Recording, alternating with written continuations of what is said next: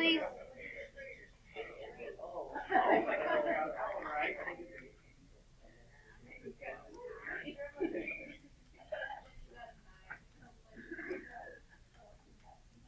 Okay, so direct variation and inverse variation. Direct variation is not in Math 2. It's not a Math 2 concept. It's a Math 1 concept. But we need to sort of compare it to what we'll have to do here. So direct variation, if things vary directly, then you'll have as x increases, y increases. And so these equations are going to look like this. Y equals k times x.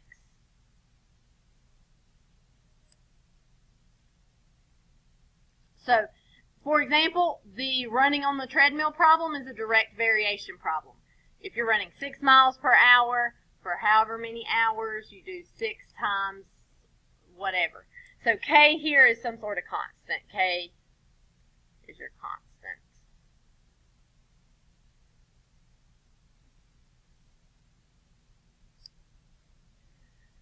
Inverse variation is going to be the opposite. So as x increases,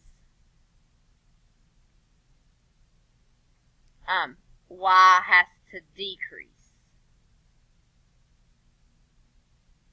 And our inverse variation problems are going to look like this.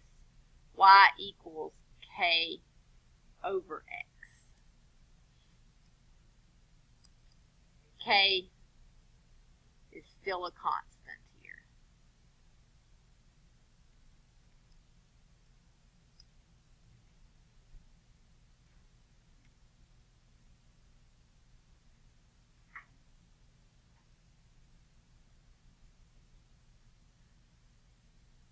Okay, I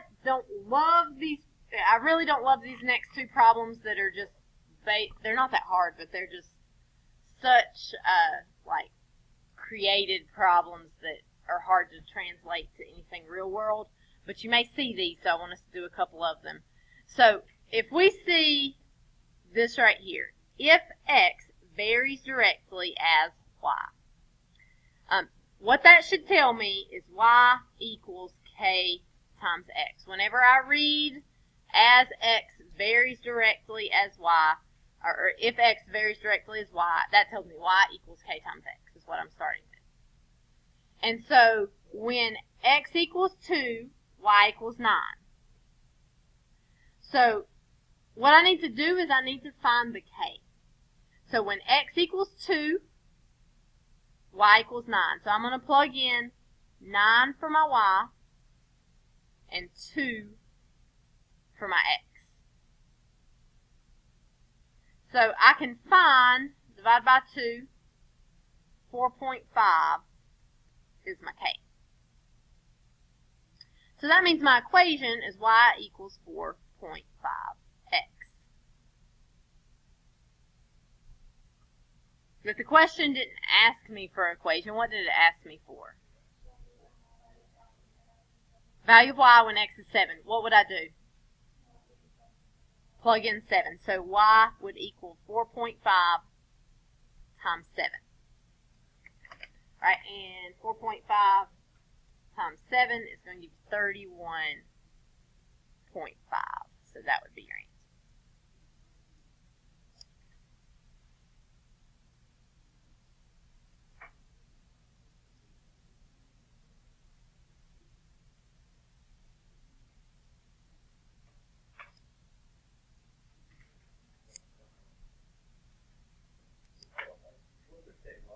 Okay, something you can sort of think of for direct variation. Let's say that 2 cheeseburgers cost $9, and you want to know how much 7 cheeseburgers would cost, right? So if 2 cheeseburgers cost $9, you would figure out how much it costs per cheeseburger, right? Which would be $4.50. Then you would do 450 times 7. So that's like a real world direct variation sort of problem.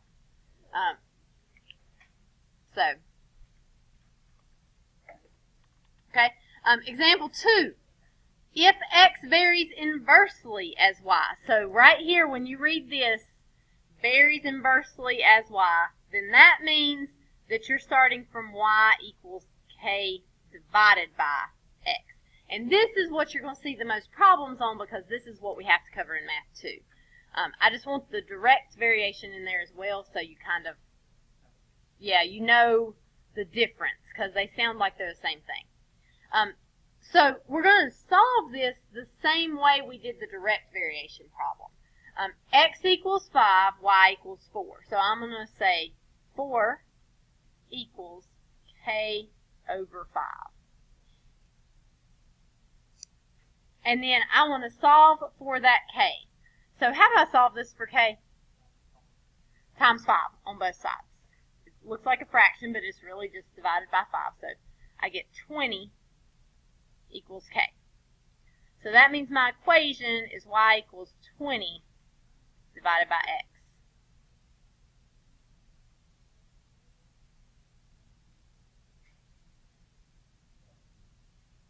Okay, so then I need to know what is the value of y whenever x is 8. So I would just have y equals 20 divided by 8. And 20 divided by 8, is that 2.5 or 5 over 2? Either one's fine. And we'll do some more real-world applications of these than we did the direct. But you could think like, let's say that I bought let's say I brought cookies to school, and I tell you, if there are only 5 of you that I give cookies to, then you'll each get 4 cookies. But what if there are 8 of you? How many cookies will you get each? So you'd each get 2.5 cookies if that was the case. So in this case, I would have 20 cookies, and it would depend on whether I'm dividing it by 5 or 8. So you can kind of see, like, if I bring cookies to school and I have 20 cookies, then that's a day that you're kind of hoping somebody's out, because then you'll get more cookies if that's the case, right? So that's an inverse variation.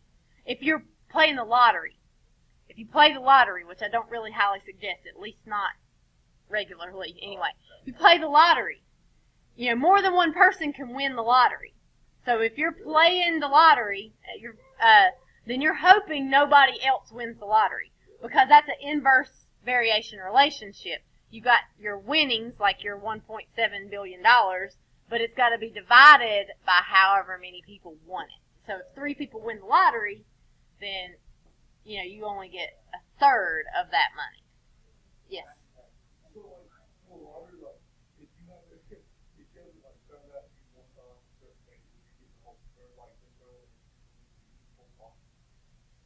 I don't know what they do. I don't know what they do with that. Like if you split it and nobody claims it, I'm not sure.